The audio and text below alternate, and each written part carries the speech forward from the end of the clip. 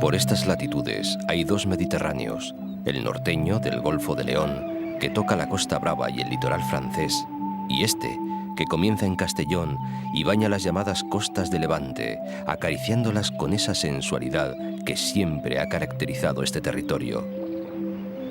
En cada grano de arena de las largas playas, en cada piedra de las pequeñas y acogedoras calas, en cada isla o roquedo, está escrita la historia de este mar.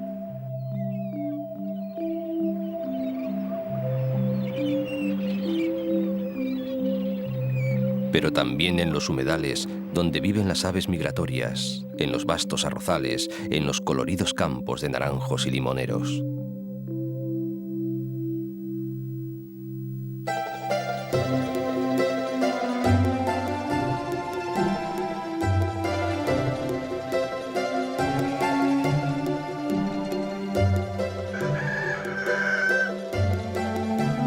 Bon dia, mos done Déu.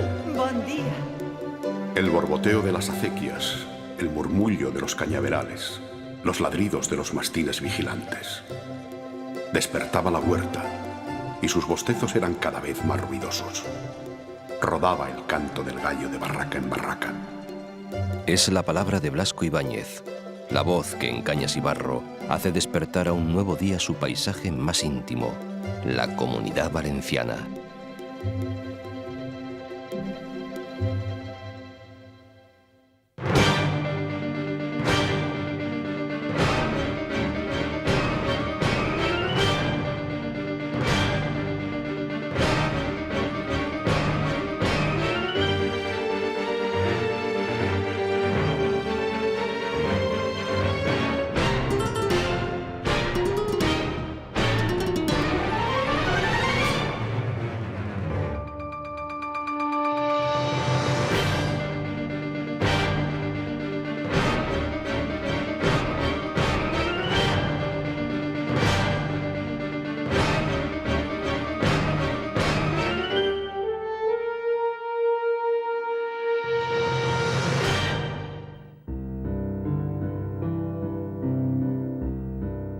Se dice que desde su infancia, Sorolla, el pintor nacido en estas latitudes a finales del siglo XIX, estaba obsesionado con captar en un lienzo la mágica luz de su tierra.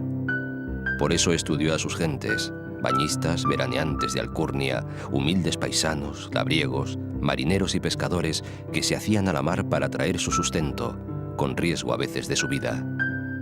Como dice Manuel Vicent, el mar es una forma. El mar es lo que hace que el hombre sea individuo.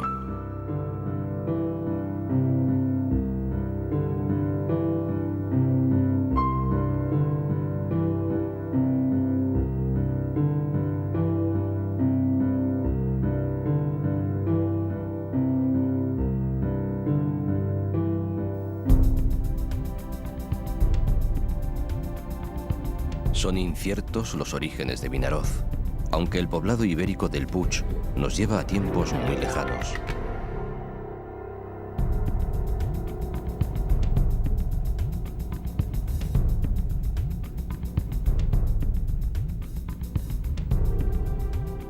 En el siglo XII existía una alquería. La vieja casa de labranza, ya rodeada de otras casas, fue amurallada por la Orden del Temple. Luego, más tarde, en el siglo XVI, en las Atarazanas se construían grandes navíos. Un dato para la pequeña historia. El 11 de junio de 1710 moría aquí, de un atracón de langostinos, el general duque de Vendôme, celebrando quizás el haber situado en el trono de España al primer Borbón. Ya entonces eran famosos y golosos los langostinos de la zona. Dicen de su plaza de toros que es la única que se alza a orillas del mar, uniendo así el mito del Minotauro mediterráneo y el de la fiesta nacional, en uno de los ruedos más pintorescos de España.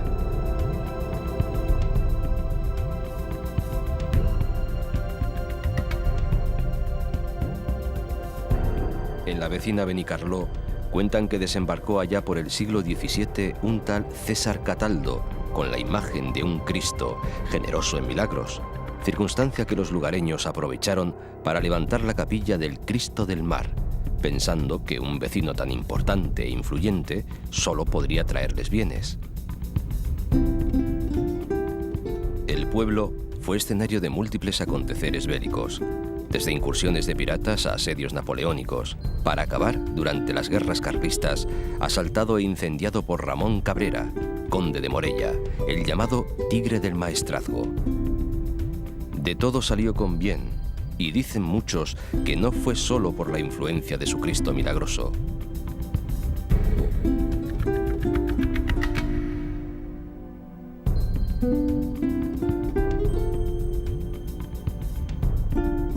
Corría el año 1411, cuando Benedicto XIII decidió, obligado, por supuesto, y nada menos que por 2 concilios, abandonar Aviñón e instalar su corte papal en un castillo del siglo XIV que ocupaba un imponente peñón alzado 64 metros sobre el azul del mar.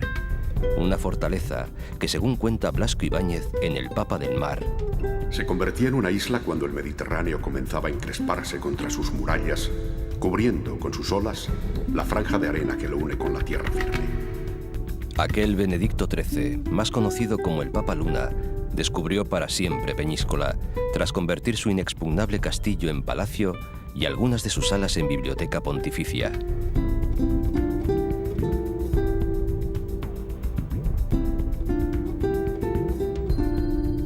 Por aquí habían pasado griegos, fenicios y romanos, y hasta aquí llegaron, desde luego, los árabes.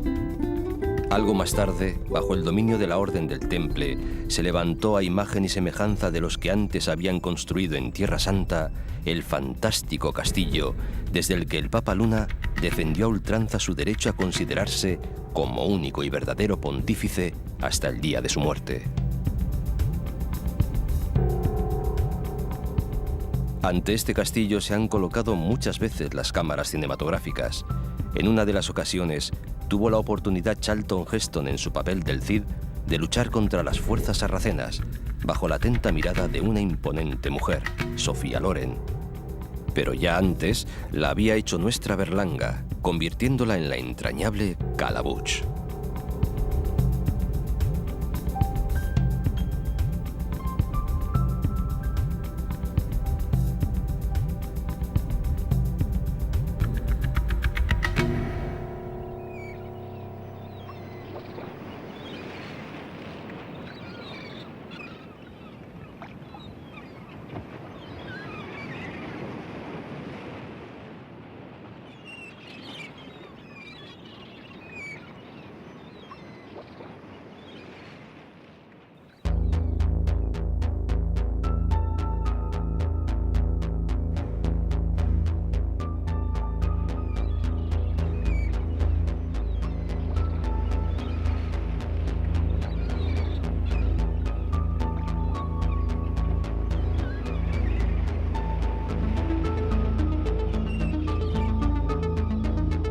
Hacia el interior, Alcalá de Xivert tuvo mucha importancia cuando los árabes eran dueños y señores de estos pagos.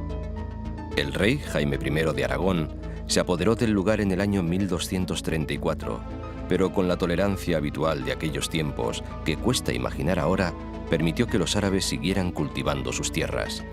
Sin duda, el rey conocía el refrán que dice: una huerta es un tesoro si el que la cultiva es un moro. Hoy, todo el entorno ofrece importantes complejos residenciales y un magnífico puerto deportivo.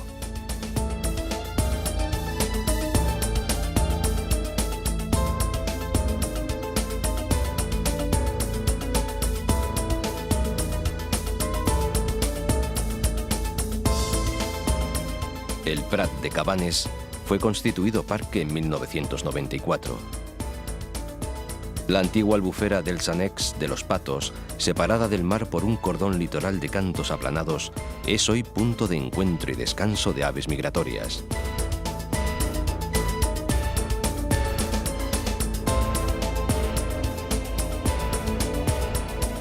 El castillo de Oropesa, que perteneció al Cid Campeador, se halla sobre un espolón rocoso junto a la población.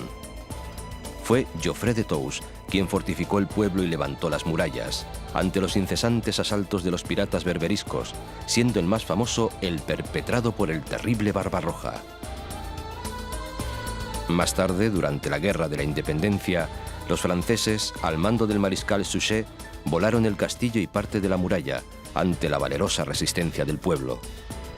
Hoy es una relajada ciudad de descanso y vacaciones.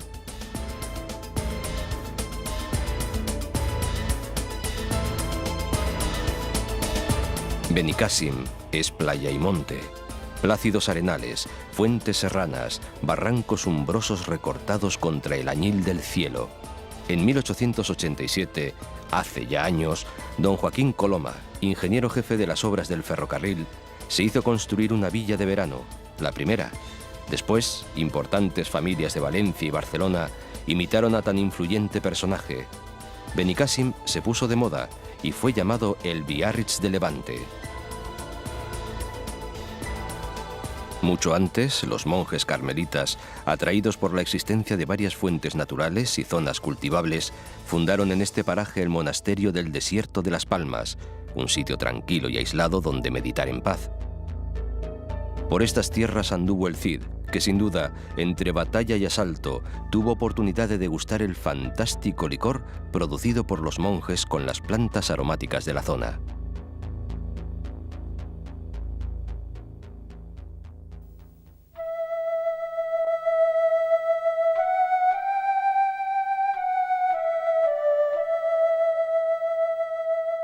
Fueron los navegantes romanos los que nombraron a este archipiélago Columbraria.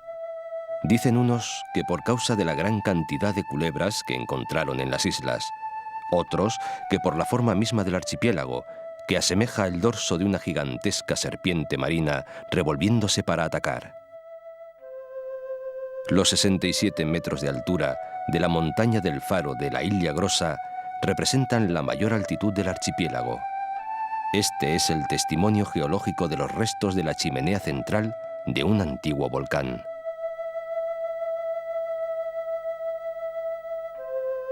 A lo largo de los siglos, las islas pasaron de ser refugio y fondeadero de piratas y contrabandistas a ser declaradas reserva marina y parque natural.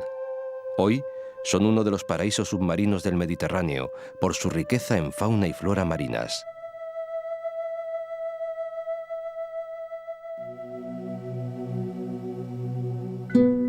Los árabes construían sus ciudades en los puntos más altos para dominar el entorno. Castellón no fue una excepción. La ciudad primitiva se hallaba a unos cuantos kilómetros de su actual emplazamiento. Conquistado el castillo moro por Jaime I, autorizó el traslado de la población a un nuevo lugar, más cerca del mar y más llano. Con este traslado que la tradición sitúa en el tercer domingo de Cuaresma de 1252, nacía Castellón de la Plana.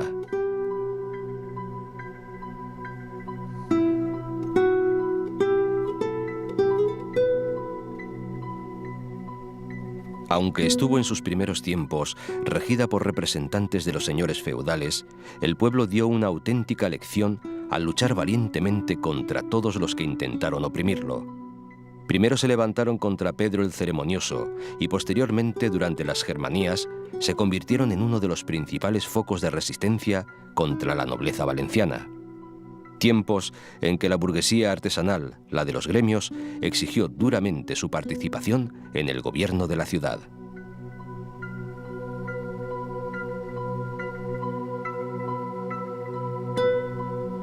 Luego, durante las guerras carlistas, logró rechazar los ataques del Tigre del Maestrazgo, el general Cabrera, por lo que Isabel II le otorgó el título de fiel, leal y constante ciudad.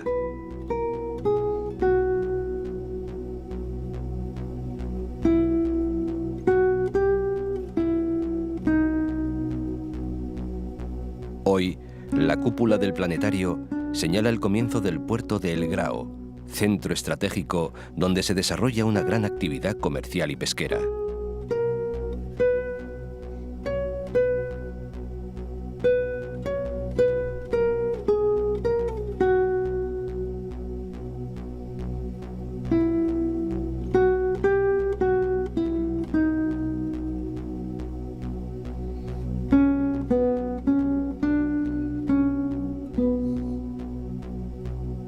El entorno natural de Almásora está marcado por el delta triangular que el río Mijares forma en su desembocadura, Les Goles.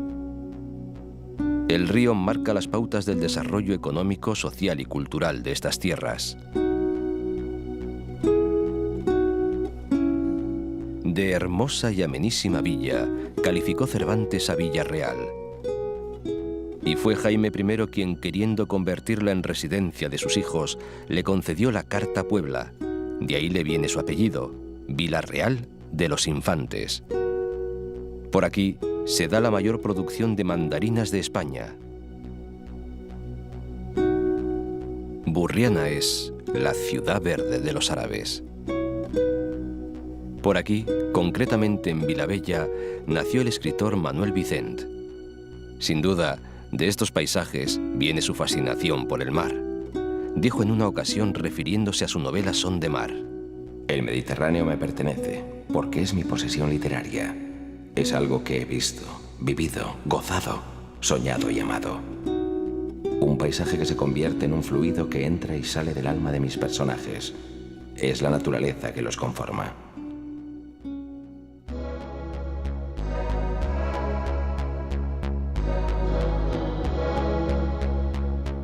Sagunto se erigió en una colina que domina el cauce del río Palancia, un emplazamiento privilegiado, dominando el mar y el interior.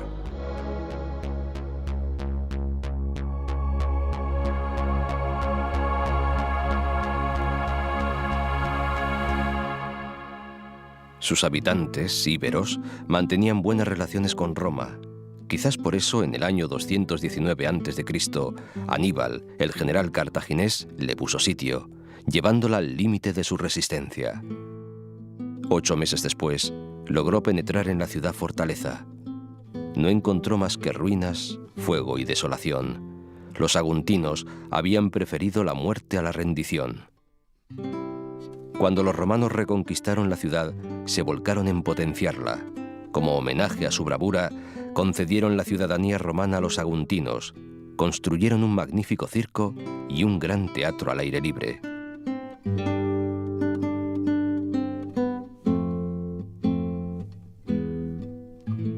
Más tarde, como es de rigor en todas estas tierras, fue árabe. El Cid la ocupó en el año 1098, pero brevemente, y mora siguió siendo hasta que Jaime I la conquistó, y como era habitual en él, permitió que los árabes, los judíos y los cristianos siguieran viviendo juntos, conservando su religión y costumbres.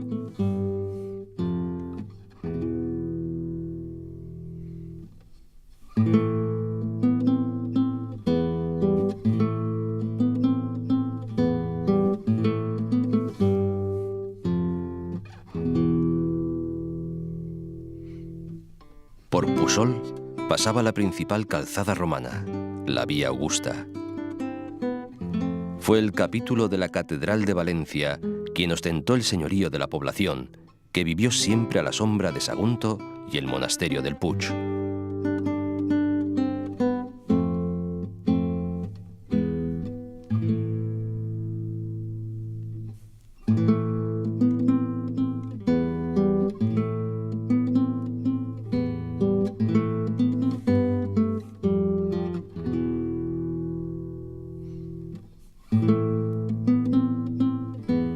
Conquistadas Sagunto y la fortaleza del Puig, decisivo avance en la guerra, Jaime I el Conquistador ordenó que se crease un santuario dedicado a Santa María.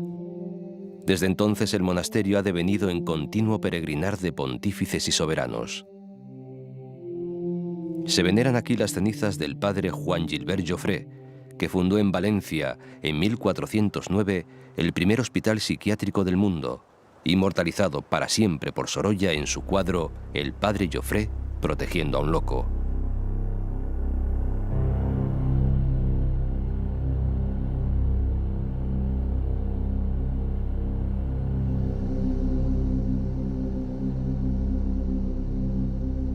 Núcleos residenciales salpican la costa y sirven de prólogo a la estupenda playa de la Malvarrosa, ya en plena capital valenciana.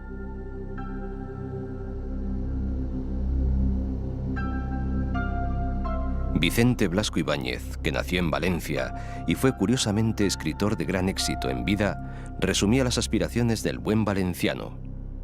Si al nacer se encuentra el plato de arroz asegurado, la tartanita que ha de llevarle al mar o a la vega alborotando el camino con el cascabeleo escandaloso de la jaca y la casaca a la moda, considerará Valencia como el mejor de los mundos posibles.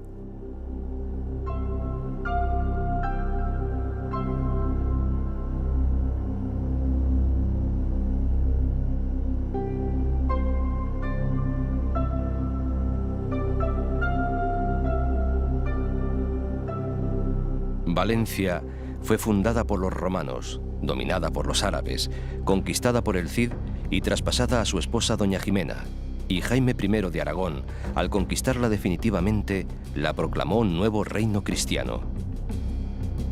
Pero fueron sin duda los árabes los que se recrearon en ella, perfeccionaron los sistemas de regadío introducidos por los romanos y enriquecieron la agricultura al traer el cultivo de frutos procedentes de Oriente, el arroz, la caña de azúcar y la naranja, convirtiendo la ciudad del Turia en la capital de la zona oriental de Al-Ándalus.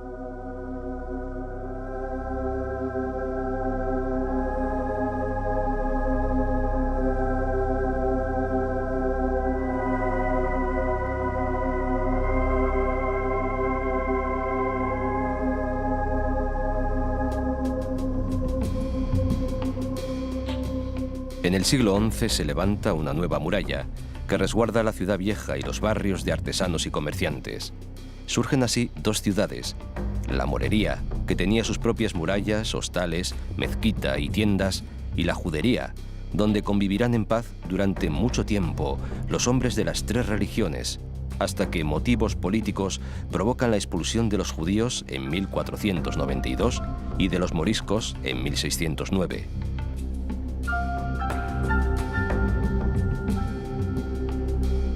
El sol y el mar Mediterráneo hacen de Valencia esa ciudad optimista, alegre, afable y obsequiosa, en palabras de Luis Vives, nacido aquí el mismo año del descubrimiento de América, quizás el intelectual valenciano más universal.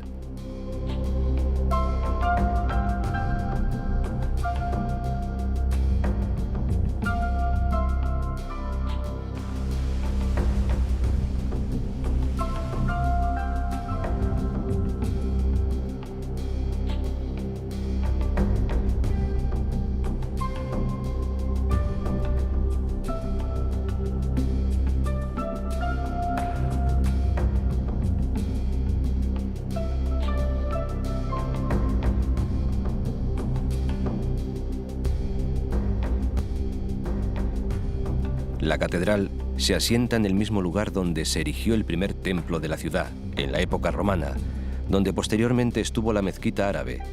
Conserva el Santo Cáliz, que según la tradición utilizó Jesucristo en la Última Cena. Y cada día existen menos dudas de ello. Denunciats de la séquia de Quart.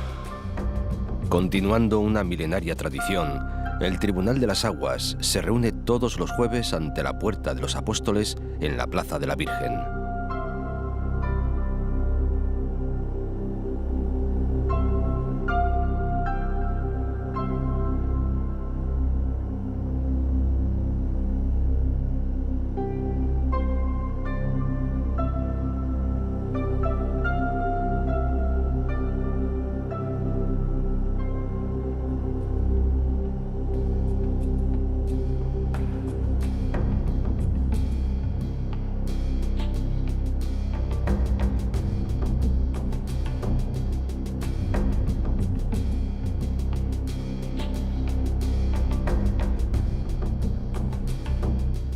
Me fui a la luz de la luna, a hablar contigo a la reja. No saliste y me dejaste a la luna de Valencia. Eso de quedarse a la luna de Valencia es un proverbio que viene a significar quedarse uno chasqueado en sus propósitos.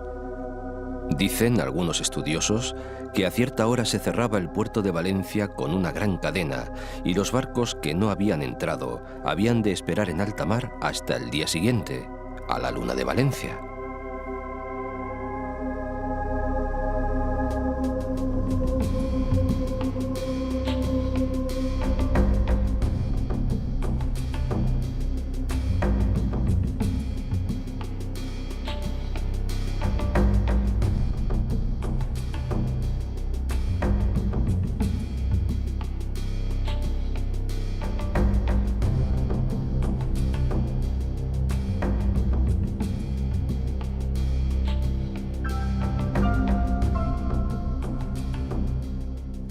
Por la ciudad anduvo, aunque algo forzadamente, Lope de Vega, que desterrado de la corte escribió su comedia La viuda valenciana. Lástima que no viera el alarde de imaginación que cada año derrochan los geniales creadores de esta tierra para festejar su gran fiesta de fuego, arte y humor.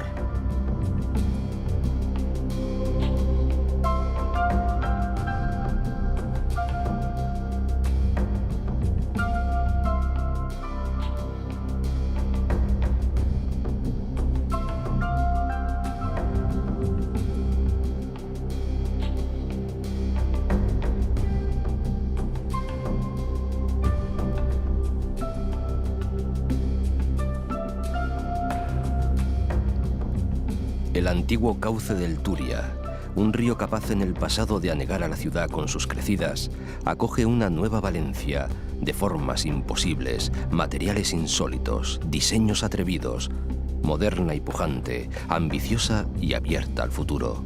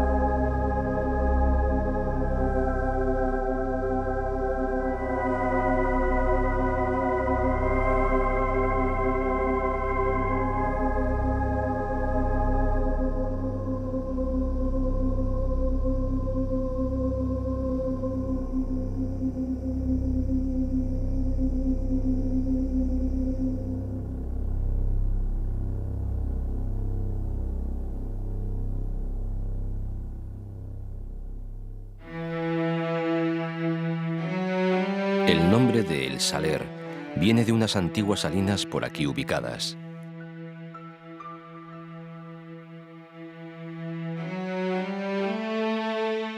Plinio llamó a la albufera estanque ameno y Estrabón, el geógrafo e historiador griego, anota en su geografía: es un lago marítimo tan grande que ha menester un día natural de andadura el hombre de a caballo que quisiera rodearlo todo.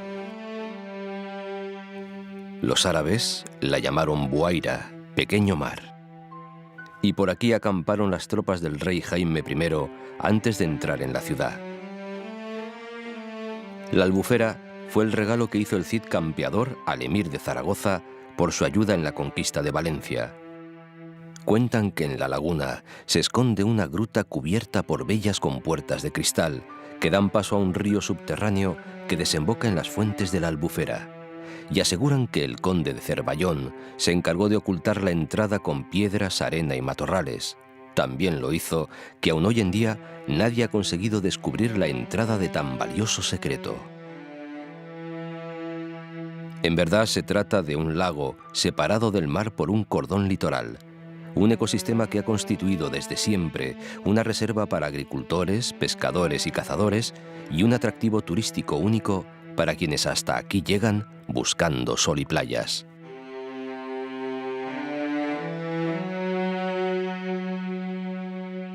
Aquí imaginó Blasco Ibáñez la historia de amores adúlteros que constituye su Cañas y Barro.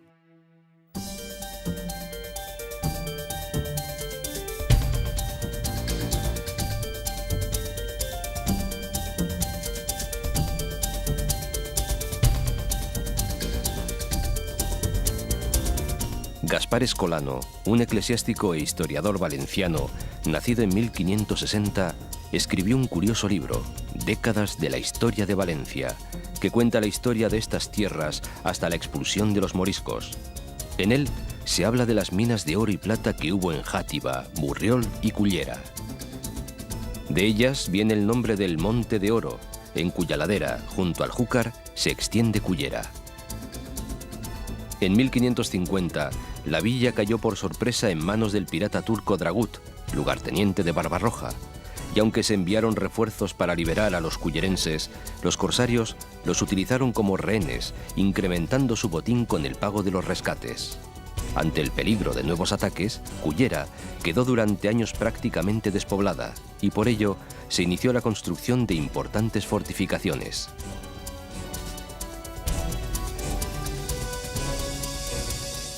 Sueca, que viene del árabe suaika, que significa zoco, es la capital del arroz y por tanto una de las cunas del más noble y el más humilde de los platos, la paella, el manjar más conocido de la rica y variada gastronomía española. Aquí nació en 1873 el maestro Serrano. En 1908 se le encargó para la exposición de Valencia la creación de un himno al que puso letra el poeta Mariano Tous. Tanto éxito y tan popular se hizo la pieza entre el pueblo que en 1925 fue aprobado como himno de Valencia. Alcira, que significa la isla del Júcar, es la capital de la comarca de la Ribera Alta. Aquí concluyó en el año 1245 la conquista del reino de Valencia por Jaime I, y fue también el lugar que el rey escogió para renunciar al trono en favor de su hijo Pedro, tan solo 24 horas antes de morir. En esta costa de Levante todo es historia, como por ejemplo en la Valdigna.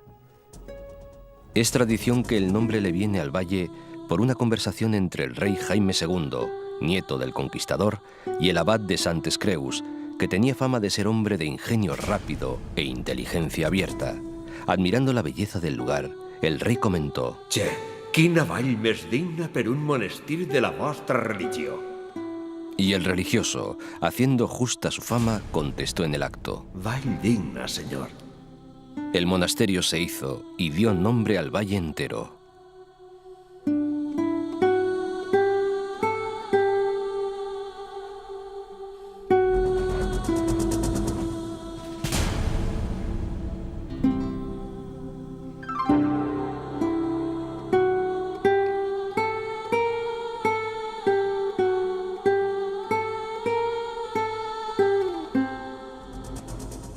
Veles events han mos desig complir, faen camins dubtosos per la mar.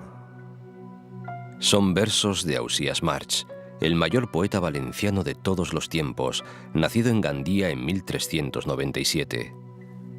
Tiempos felices aquellos que reunían a hombres de la calidad de Ausías March o de su cuñado, Joanot Martorell, autor de la mítica Tirant lo Blanc, una de las pocas novelas de caballería que es salvada de la quema en el Quijote. De origen íbero, Gandía consiguió en el siglo XV renombre como villa cortesana gracias a Juan de Borja, segundo duque de Gandía. El noble terminó sus días fatalmente a manos de su hermano, César, arzobispo de Valencia, responsable del ejército pontificio y político tan carente de escrúpulos que parece seguro fue el inspirador del personaje del príncipe de Maquiavelo. Lo ratificó el ensayista valenciano Joan Fuster. En aquel tiempo todos eran asesinos, pero los nuestros eran mejores.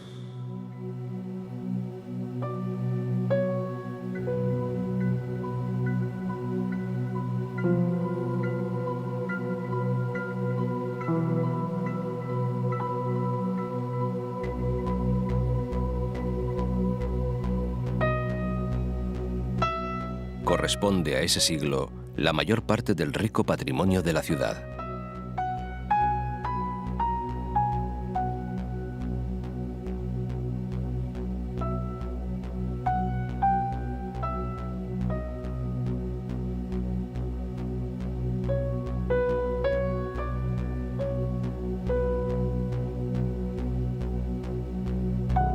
En 1448, Alfonso el Magnánimo creó el Ducado de Oliva, pueblo que se sienta entre naranjos, olivos y moreras a los pies de la colina de Santa Ana.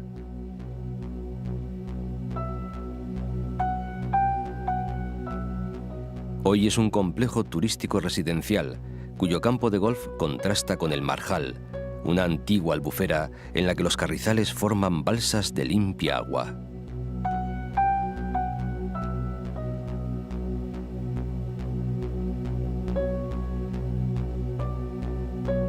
A los pies del Mongó, Coronada por su castillo islámico está Denia. Sus orígenes se remontan a los primeros pobladores y visitantes de la península ibérica, íberos, fenicios y griegos.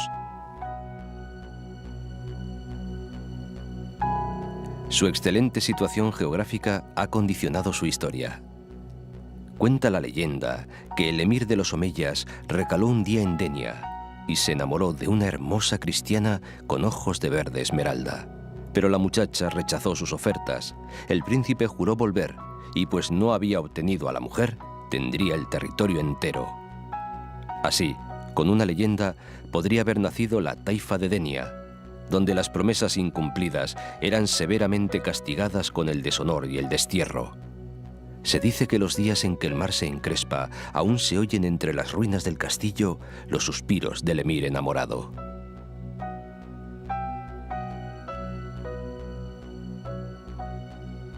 Por Denia hizo mucho en el siglo XVI el duque de Lerma, don Francisco Gómez de Sandoval, que también fue marqués de Denia. Consiguió del rey Felipe III el título de ciudad e hizo que los esponsales reales se celebraran aquí en el año 1559, compensando a los habitantes que solo 3 años antes habían rechazado heroicamente un ataque del corsario Barbarroja.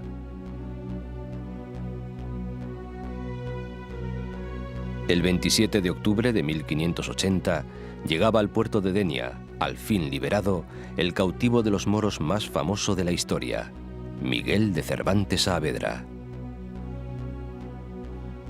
Estos recuerdos le hacían volver los ojos a una mole que avanzaba en el mar, azulada por la distancia, despegada de la tierra a simple vista, como un islote enorme.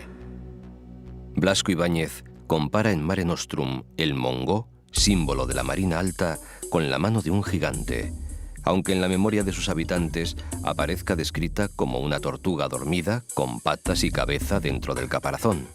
Añade Manuel Vicent. Aquí los pedernales de los cabos de la Nao y San Antonio hacen de fragua, y al quemarlo, lo transforman en rachas furiosas que por la espalda de Denia se vierten al mar, formando serranas a través de los barrancos.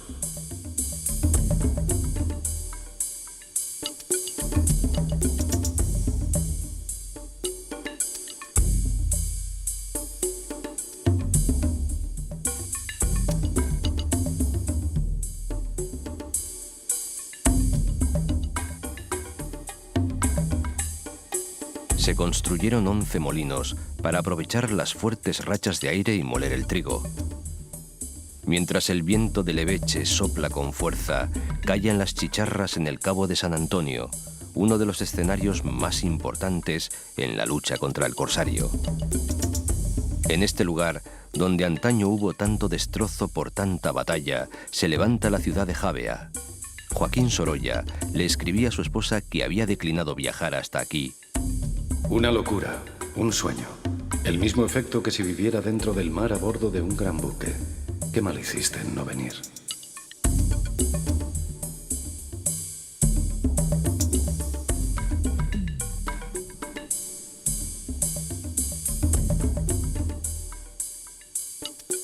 Es uno de los litorales más espectaculares de la Costa Blanca.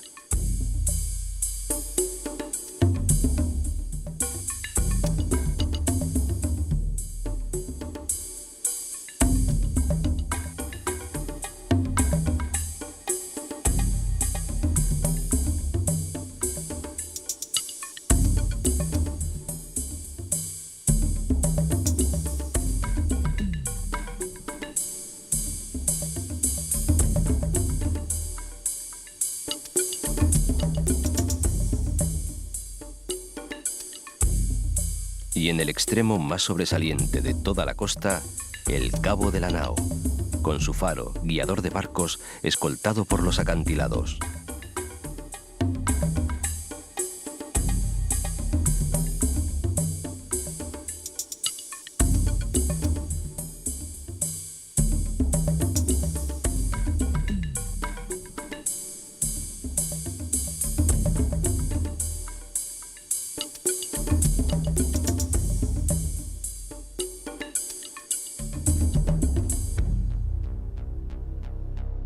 El peñón de Ifac es una formación rocosa de 332 metros de altura que se adentra 1 kilómetro en el mar.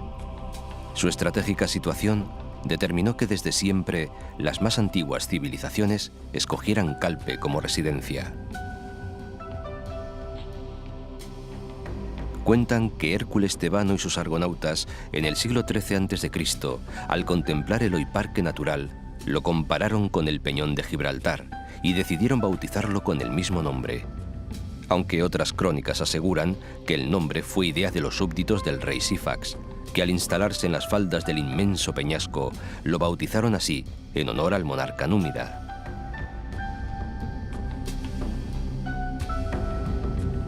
Su situación lo convirtió desde siempre en una fortaleza militar. Pero toda precaución fue poca, y una noche de 1637 saltaron a tierra 600 turcos. El pueblo, sorprendido, fue víctima de un secuestro masivo que obligó a los vecinos a viajar como prisioneros hasta Cerdeña. Durante 5 largos años, Calpe se convirtió en una ciudad desierta y fantasmal, hasta que poco a poco los secuestrados fueron siendo canjeados por prisioneros piratas y grandes sumas en oro.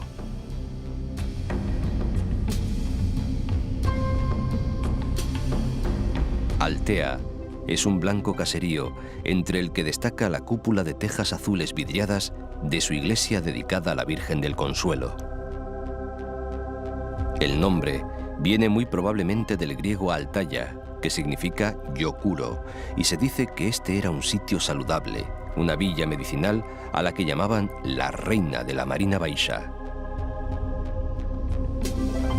El pueblo amurallado fue creciendo y extendiéndose hacia el mar hasta crear el barrio marinero del Raval de la Mar, junto al cual nació el puerto pesquero. Altea, por su luminosidad, es un pueblo torrado al sol, según escribió Gabriel Miró.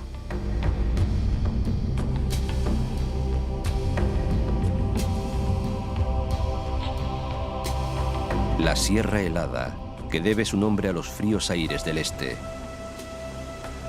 y la Sierra de Aitana protegen de la acción de los vientos a Benidorm.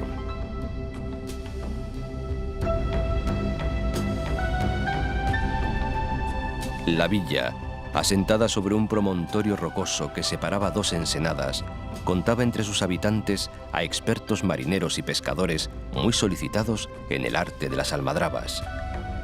Dicen las crónicas de nuestro viejo amigo Gaspar Escolano: de aquella torre, Finestrat, corre la costa la de Benidorm por espacio de otra legua, y la baronía de Polop, con sus anexos, fue dada tras la conquista por el rey don Jaime a un caballero catalán de tierra de Lérida llamado Beltrán de Belpuig.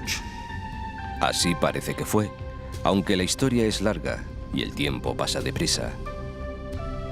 A principios del siglo XX, los habitantes de Benidorm viven fundamentalmente de la pesca. Hasta los años 50 en que se produjo el boom, y Benidorm creció como la espuma, convirtiéndose en el hito de un turismo internacional que disfruta de su mar y sus encantos, entre los que no son los menores sus 2 hermosas playas, la de Levante y la de Poniente.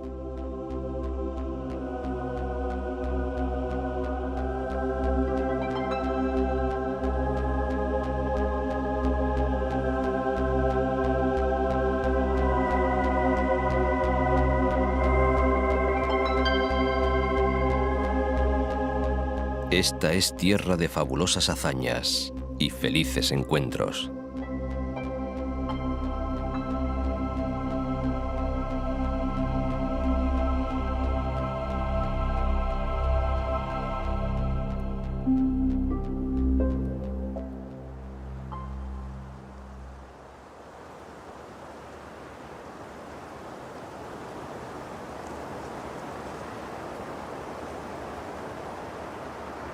Villajoyosa es ciudad muy marinera, aunque su producción más importante sea el chocolate, que traído de América es llevado desde aquí a medio mundo en su forma más pura y sabrosa.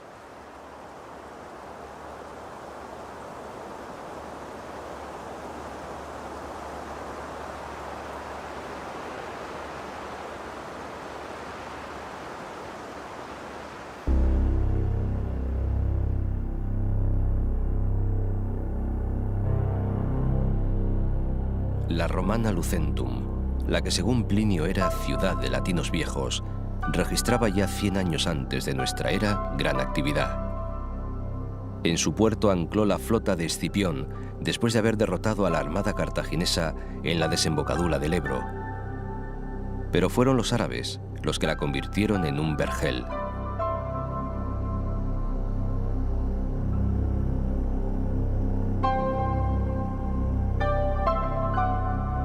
Tiene su nombre una dramática historia protagonizada por la hija del califa, conocida como Cántara. Dos jóvenes musulmanes se enamoraron locamente de ella. El califa, ante el gran dilema, tomó una decisión. Los pretendientes deberían llevar a cabo una tarea concreta. Almanzor decidió ir a las Indias a traer raras especias a su amada, mientras Alí se comprometió ante el califa a cavar una acequia y traer agua a las ciudades de Tibi. Dicen las crónicas que mientras uno iba rápidamente con sus barcos a las Indias, Alí no se tomó tan en serio su trabajo. Se dedicó a escribir poesías a su amada e ir diciendo que la amaba. Cántara se enamoró de él locamente. Pero un día llegó Almanzor con sus barcos y el califa, que era hombre de palabra, le concedió la mano de su hija. Alí, desesperado, se tiró al vacío por un barranco donde se construyó algunos siglos después el pantano de Tibi. Y Cántara, desesperada también, decidió seguir los pasos de su amor y se arrojó al mar desde el risco de San Julián, que desde entonces vino a llamarse el Salto de la Reina Mora. Tras los acontecimientos, el califa murió de tristeza y sorprendentemente su efigie apareció grabada en el monte Benacantil. Cuenta la leyenda que la corte, impresionada por los hechos, decidió llamar a la ciudad Alicántara.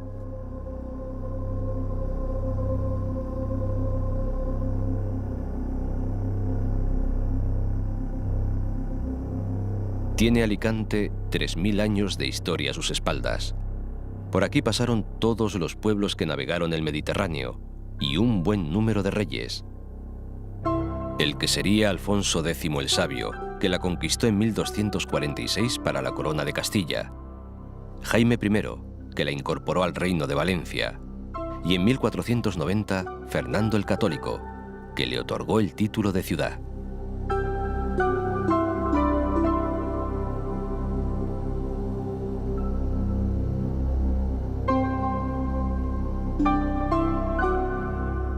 Cien años después, era el puerto natural de Castilla, que la llevó a ser la tercera ciudad mercantil de España.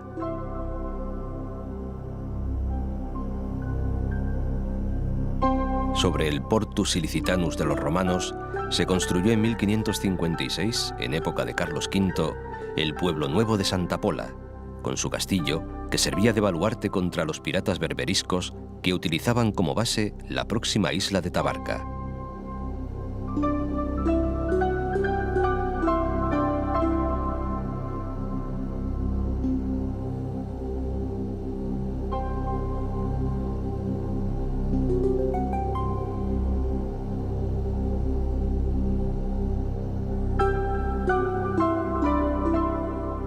Es esta la única isla habitada de la Comunidad Valenciana, la Isla Plana, o Planesia, en palabras de Estrabón.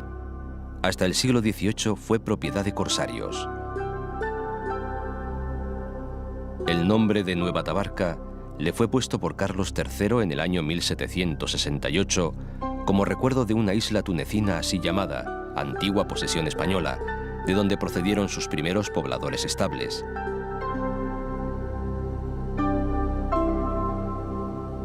Torrevieja, blanca de sal y morena de soles, debe su evolución a la explotación de la sal, que se obtiene en dos lagunas, la de la Mata, que linda con Guardamar, y la de Torrevieja, las dos comunicadas por un canal que las hace complementarias.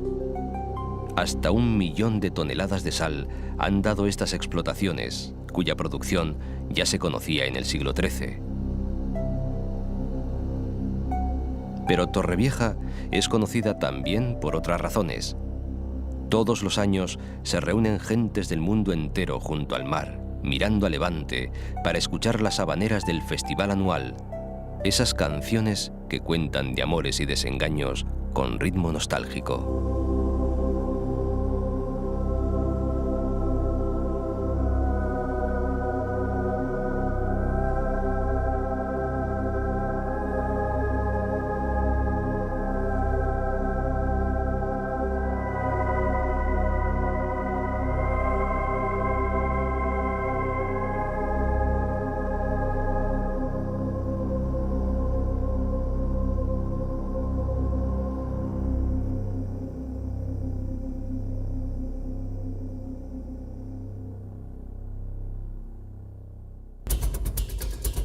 Las lagunas forman dos parques naturales de gran importancia en el sistema de humedales del sur de la costa valenciana y constituyen además una industria que exporta sal a medio mundo.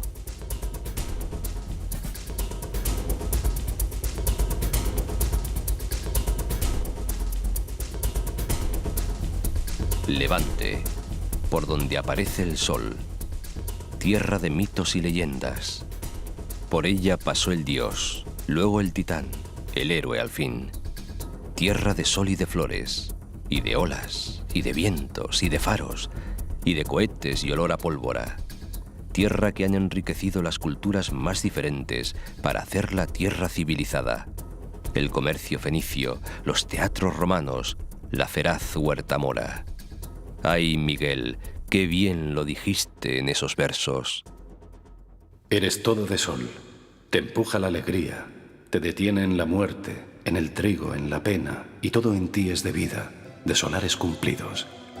El día es tu riqueza.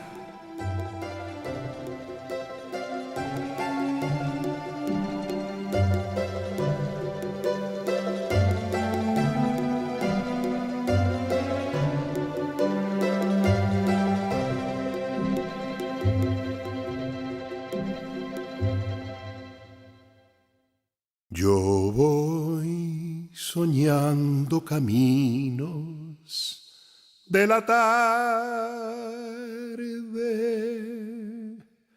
las colinas doradas, los verdes pinos y las encinas, ¿a dónde el camino irá? ¿A dónde el camino irá? Yo voy cantando viajero a lo largo del sendero. La tarde cayendo está. La tarde